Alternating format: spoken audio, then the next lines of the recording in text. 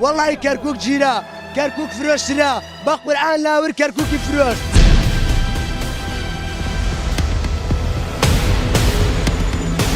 لدوانزەی مانگ تەلەفۆنێکم لە کاگلاهوری شێخ زەنجیەوە بۆ کراوەتی کاگ وەستا پێشتر ئێمە لەگەڵ عێراقیەکان ڕێککەوتو بووین کە سنووری خۆمانیان بۆ بکەینەوە ساترەکە ئەوان بچن بۆ عەمەلیەکە کە ئەوان دێن لەم شوێنانەوە بەرچەکانەکەن. 16 Ekim karanlığın ve büyük ihanetin günüdür. Kürt halkı ezelden beri yaşadığı acıyı 21. yüzyılda yeniden tecrübe etti. Dünyanın bütün uluslarının tarihinde iyi ve kötü günler, başarılı ve başarısızlıklar, yurtseverlik ve ihanet vardır. Ancak bu ulusların hiçbirinin tarihinde 16 Ekim ihaneti kadar acı ve utanç veren daha büyük ve daha kirli bir ihanet yoktur. Bu ihanet 21. yüzyılda Kürtlere tekrar yaşatılmak istendi.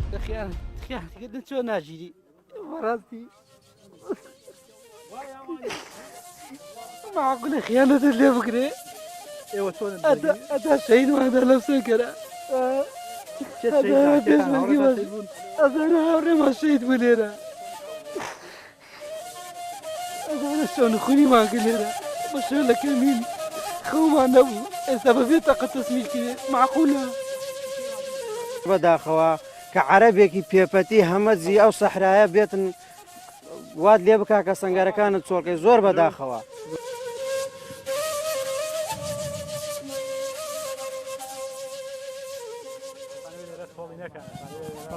بەڕاستی هەستێکی زۆر ناخۆشە ئێستاشی نەبوو ئێستاش ئەتوانن ئەو هێزە بگەڕێنەوە ئەو پەلە ڕەشێکەوە بەسەر و چاوی خۆیانیان داداوە ئێستاش ئەتوانن بیسترنەوە داواکارم خوێنی ئەو شەیدانە بە فیرۆ نەچێ دڵنیابن ئێمە ئێرە چۆڵ ناکەین مەگەر ئەرزەکە لە ژێر پامان بڕوە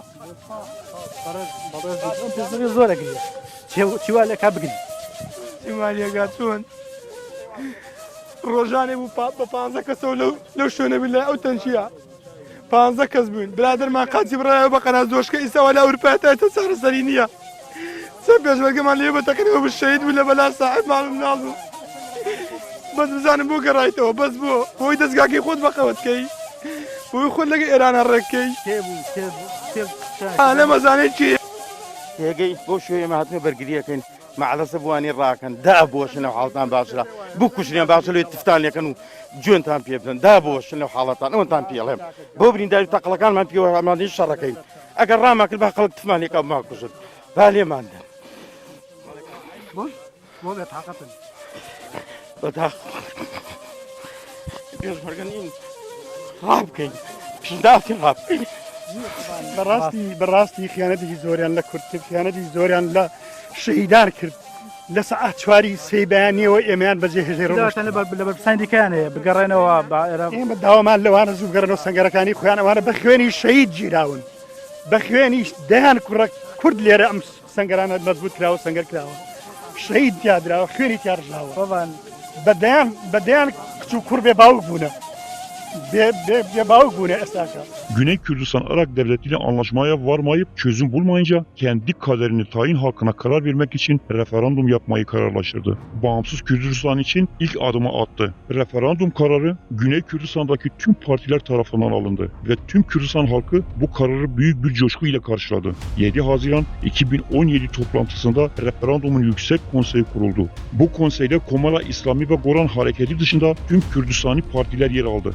Yüksek Konsey 25 Eylül 2017 tarihini referandum günü olarak kararlaştırdı. Kürdistan hükümeti ve parlamentosu işgalci devletlerin tüm tehdit ve uyarıları, küresel güçlerin tüm baskılarına rağmen Kürdistan parlamentosu oy çokluğu ile 25 Eylül 2017 tarihini bağımsızlık referandumu günü olarak kararlaştırdı. Referandum karşıtı cephe ve Barzani'nin tasfiye edilmesi, referandum kararıyla birlikte içeride ve uluslararası düzeyde tasfiye hareketi başladı. Referandum karşıtı cephe ortaya çıktı. Bu cephenin tek bir amacı vardı. O da referandumun yapılmasını engellemekti. Referandum karşıtı cepheyi ve hedeflerini şu şekilde belirleyebiliriz. 1. Kürt halkının bu demokratik sesini susturmaya çalışan bölge devletleri Irak, İran ve Türkiye her düzeyinde referanduma karşı muhalefeti geliştirmek için çok yoğun ve etraflıca çalışma yürüttüler. Bu planları Kürt halkının dostu olarak kabul edilen Amerika Birleşik Devletleri, İngiltere ve Avrupa ülkeleri gibi güçlü devletlerin himayesi altında gerçekleşiyordu. İkinci husus ise referandum karşıtı cephenin Kürdistani güçler içinde bazı senaryoları hayata geçirmeye hazırlamalarıdır. Birinci senaryo, referandumun her ne pahasına olursa olsun susturulması ve burada Güney Kürdistan Bölgesi Başkanı Mesut Barzani'yi referandum kararından vazgeçirmeye ikna etmek için her türlü çabanın gösterildiği 15 Eylül 2017'deki Dukan toplantısında onu bu kararından vazgeçirmekti. Ancak bu girişim başarısız kaldı. En özel bilgi ise Paslaran ordusunun komutanı Kasım Süleyman'ın toplantının ikinci katında olduğu ve bu toplantının sonuçlarını beklediği yönündeydi. İkinci senaryo. Bu aşamada bağımsızlık referandumunun başarısızlıkla sonuçlanması için yapılan çalışmaların ardından işgalci devletler Kürdistan Yurtsever Birliği içerisinde kümelenen belirli bir grubun yardımıyla Güney Kürdistan'a saldırmak için 16 Ekim ihanet planını bu toplantılarda kararlaştırdı. Hak ve görev paylaşıldı. Bu ihanet için Kuzenler grubu görevlendirildi.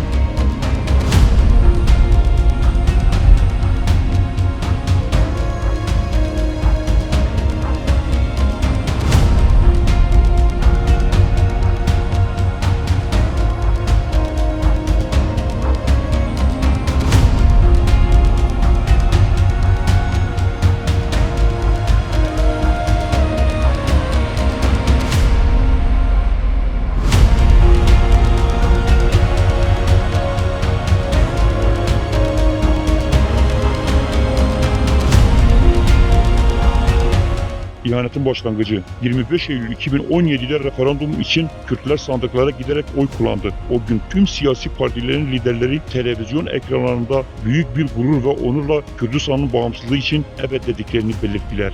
Sengerakan bu emo سنوخەکان بۆ خەڵک بەڵام سەنگەرەکانیش هەر بۆ ئێمە و سنوخەکانیش هەر بۆ ئێمە شانازیشە بۆ خۆم کە یەکەم کەس دەنگم داوە بۆ سەربەخۆی میلەتەکان هاوکارم لە هاوڵاتیانی هەرێمی کوردستان بەگشتی و هاوڵاتیانی شاری کەرکووک و ناوچە دابڕێنراوەکان بە تایبەتی کە بە جۆش و خرۆشەوە بەرەو سندوقەکانی دەنگدان بڕۆن و دەنگیان بخەنە پاڵ دەنگی دایکە شەهید و مناڵە شەهیدەکان بۆی بتوانین ڕۆحی شەهیدەکانمان کە چەندین ساڵە ئێمە هەزاران ڕۆڵەمان لە پێناوەم ئامانجا خوێنی خۆیان بەخشیوە بەم خاک و نیشتیمانە دەنگیان بخەنە پاڵ دەنگی ئەوان و ڕۆحی شەهیدەکانمان ئاسوودە بکەن.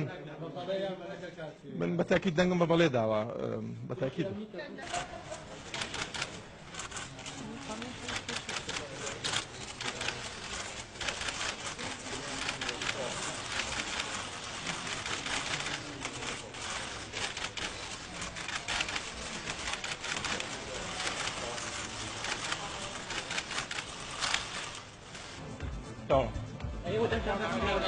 بەڵێ دەنگمان بڵێ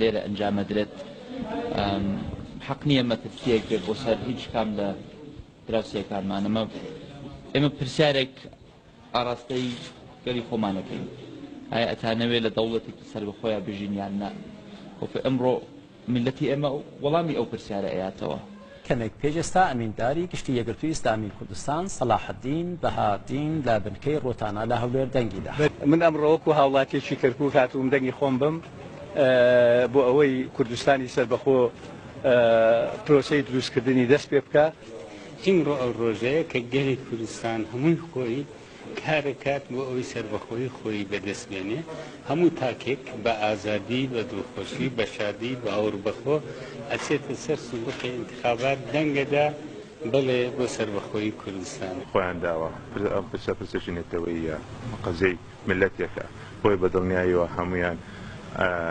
هەمویان بەیەک ڕنگ بەیەک دەنگ دەچێن سەر سندوقی دەنگدان و هانی خەڵک دەنگکە دەنگ بۆ سەربەخۆی یەکجارشی کلی کوردستاندا. هەتا دەنگێکی باشتر بێنین بە تەکید بۆ قورسایی گەلەکەمان لە هاوکێشە نێودەوڵەتەکاندا باشترە ئەوە لەکوێ کە 150 بێنێ و لەکوێ تا 80 و زیاتر بێنێ ومێدمان وایە کە بە دەنگێکی بەهێزتر بە دەنگێکی زوڵاڵتر بە دنیا بڵین کە ئێمەش حەقی خۆمانە چیدی کە لەو مافە ڕەوایە لەو مافە خواڕستکە بێبەش نەکرێن کە خوا سبحانه وتعالى لە ئاەتی ژمارە سێنزەی سوورەتی الحجوراتدا زۆر بەڕوونی و ڕاشکاوی ڕایگەیاندووە ولقد كذا فرمي يا أيها الناس إنا خلقناكم من ذكر وأنثى وجعلناكم شعوبا وقبائل لتعارفوا. والله ما علي جيگری سەرۆکی هەرێمی کوردستان لە کەرکووک دەنگ دەدا بۆ سەربەخۆیی باشووری کوردستان. درەزایی گەرم لە خەڵکی کوردستان دەکەم بە هەموو نەتەوەکانەوە.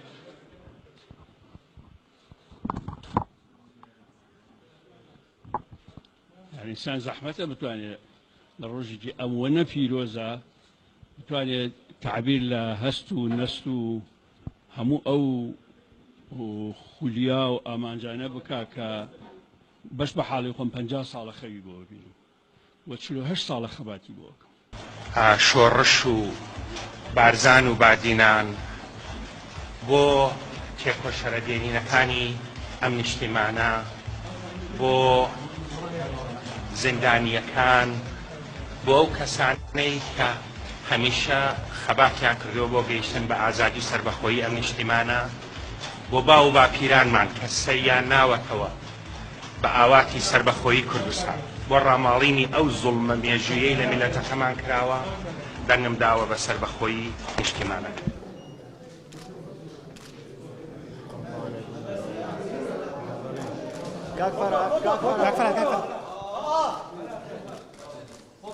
Foto.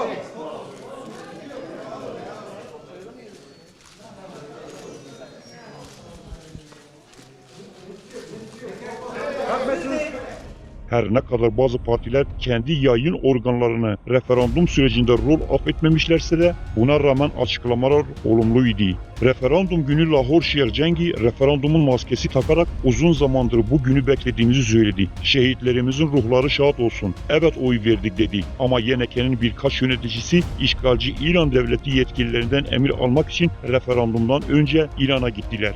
Mamcelal Talabani'ye saygısızlık ederek onun hasta olmasına rağmen İran'a götürdüler. İşte o gün orada diyebiliriz ki 1966 ve 1996 ihanetleri gibi ihanetin hazırlıkları yapıldı. Referandumun ardından İran ve Irak'ın YNK'nin bir kanadı ile ilişkileri daha güçlü gelişti. Bir plan yapıldı ve 15 Ekim'de her şey hazır hale getirildi. YNK kanadı ile Hacda Şabi milisleri, Lübnan Hizbullah milisleri ve İran ordusuna bağlı Hastaran militanları arasında bir anlaşma yapıldı.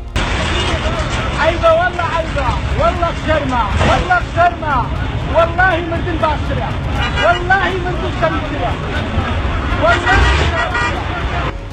الورنا خواري لقرية ما باشيد الورنا خواري زول عيبة بيش مقالي ورنا خواري بدنا روجي نها شهامتها روجي كرامتها كنا باب امري عيبة كنا بسا كنا امر فروشتين اسو همواني بشودا كركوتي فروشت كنا بسا هوا حيامتو كنا بسا توزا سبرقين قوة جيش توزا سبرقين قوة جيش توزا هوان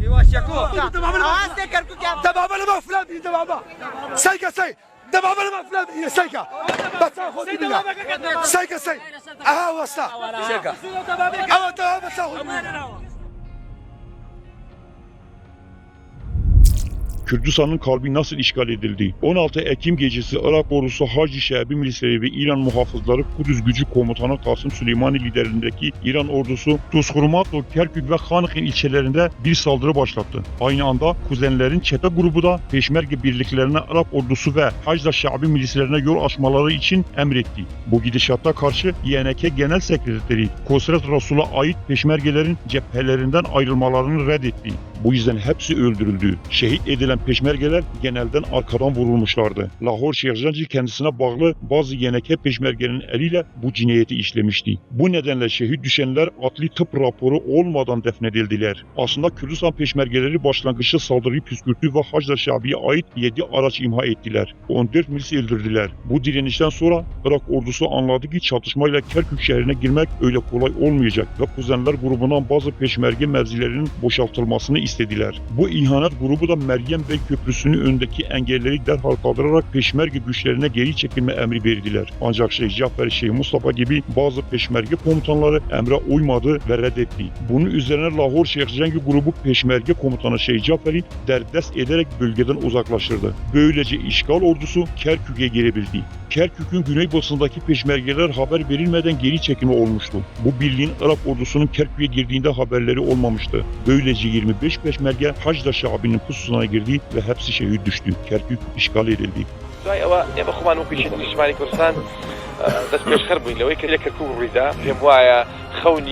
کوردستانی بوونی کەرکوک بە یەکجارێکی لە 16 ئۆکتۆبر لە گۆڕدا دەکرا شەڕ بکرێ من پێم وایە ئەو کاتی کە هێزی عێراقیەکان توانیان درزێک بخەنە ناو هێزی پێشمەرگە و دەیانتوانی بێن بۆ مای هەفتەیەک لە ناو کۆڵانەکانی کەرکوک شەڕ بکەن. ئەوەی بووە کە هێزەکانی عێراقی هاتوون و ئێستا ڕۆشتوونەوە بۆ لای معسکەری کەیوان و ئیتر ئێستا بەرەو بیرەنەوتەکان دەڕۆن بەرەو هاڤانە و بای حەسەن و ئەوانە ئەو دنیا لەوەیە کە ئیتر حکوومەتی مەرکەزی ئەگەڕێتەوە ئێرە لە حکوومەتی مەرکەزی یاسا سەروەرە کاکە بتێونێتەوە یاسا سەروەرە ئێمە پەیوەندیمان بە ڕاستەوخۆ لەگەڵ سەرۆکایەتی ئەنجومەنی وەزیرانی عێراق هەیە لەگەڵ دکتۆر عبادی لە ماوەی 24 ساعت حەجی شعبی نامێنێت لەم ناوچە هیچ مەترسی نییە هیچ مەترسی نییە زۆر بەخزەی دەست بێنن ئەو تاوانەی کە کراوە هیچ هاوڵاتێک نەبووە قوربانی ئەوەی کە من ئاگادار خۆ ئێمە لە دوای 16 ئۆکتۆبرەوە کە هێز عێراقیەکان هاتن بە حساب هاتن ناوچە کوردستانیەکان کە ئێمە لە ژێردەستی ئێمە بوون لە ئێمە وەرگرتەوە بۆ ئەمن و ئاسایش گەڕنون بەڵام ئەو تعریبەی کە ئێمە هەموو تاوانەکەمان خستەم بە حیزبی بەعث و حیزبی بەعث زۆر باشتر بوو لەمانەی لەم حاکمانی ئێستای عێراق.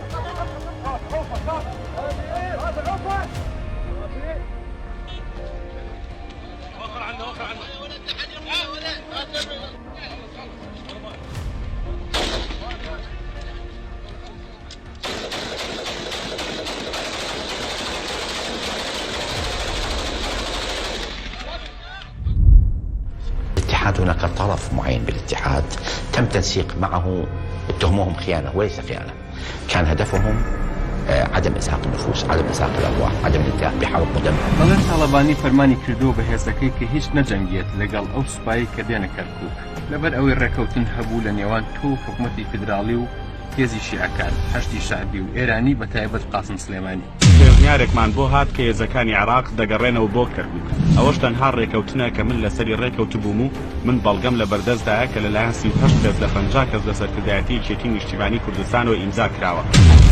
16 Ekim'den sonra direniş planı. 16 Ekim sadece ülkenin işgalcilere devredilmesi değil, aynı zamanda Kürt halkının kimliğini yok edilmesi, gururu incinmesi ve fedai peşmergelerin küçük düşürülmesi planlanmıştı. Kürt halkı o gün tekrardan iç ihanet sonucu arkadan hançerlenmişti. 16 Ekim'den sonra işgalcilerin planları sona ermedi. Sınır kapıları kapatıldı. Siyasi ve ekonomik ambargo uygulandı. Bu sırada Kürdistan peşmergeleri ulusal topraklarını savunmaya hazırlanıyordu. Düşmanın durmayacağını biliyorlardı ve biricik özgür Kürdistan parçası olan Güney Kürdistan üzerinde tehlikenin büyük olduğunu görebiliyorlardı. Mesut Barzani Güney Kürdistan sınırlarını korumak için peşmerge güçlerini topladı. İşgalciler saldırılarında Seheyla ve Perde'den devam etmek istediler. Ancak peşmergeler destansı bir direniş sergilediler. Perde Savaşı'nda işgalcilerin Abramis tankları havaya uçurdular. Yüzlerce silahlı Haçlı Şabi milisleri öldürdü. Perde ve Seheyla'da işgalcilerin kutsal Kürdistan topraklarına girmelerine izin vermedi. Düşman planı şu şekildeydi. Şayet peşmergeler Perde'de fiilen yenilgiye uğrarsa Haçlı Şabi milisleri ve İran ordusu ile YNK'nin ihanet grubuna bağlı bazı militanların Barzali ailesinin ikametgahı olan Selahaddin şehrinde ve dolayısıyla Erbil'de devlet kurumlarına saldıracaklardı. Orayı işgal edip Kürdistan bölgesinin statüsünü sona erdireceklerdi. İhanet grubu öyle sanıyordu ki şayet Erbil, Irak ve İran tarafından işgal edilirse iktidar tamamen onların eline geçecek. Bu hain grup bu tür iktidar hayalleri üzerinden bu tarihi ihaneti hükümete başvurmuştu. Peşmergeler bu 3 kasabada özellikle Pirde ve Seheyla'da tarihi bir destan yazdı. Kan akıttılar ve şehit düştüler. Böylece işgalcilerin belini kırdılar ve ihanet grubunun hayallerini yerle bir ettiler. حكم بيجمانجو هنك هم كرة جنوب السعودية ناس هوا هنك زياتر هوا هنك زياتر كرة جنوب السعودية وخونا من لخونا هنقول رنجين ترنيا خونا من لخونا هنقولش عزيز ترنيا اگر از حكم بونجو بيجان اگر دشمن ليرة درباز بيمانو نمانا مايا بجر سروي عنده روز قد كاش دست بده والله يال همية مهمتر انسان روزه که به روزه که بمیرید اگر هم 100 سالت حیات دابین 100 سالت جیان دابین روزه که بمیرید چل هنگه خوشترنیا انسان بو کسی که خوشتر تویتن بو بمیرید و از مطمئنم مخلصی هنگو میرینی هنگو بو جناب سروکه و بو کردستانه یا به سنوره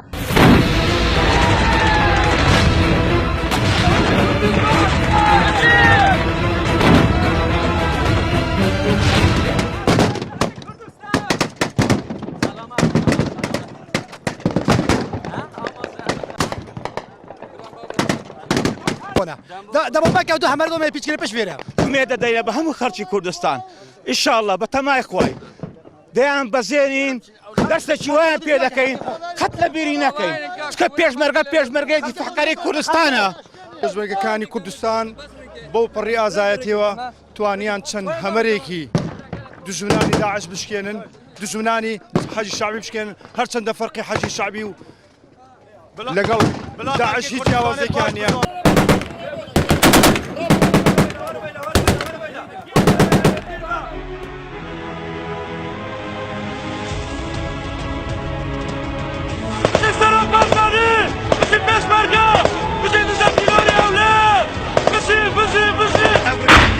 خونه جمینه خونه جمینه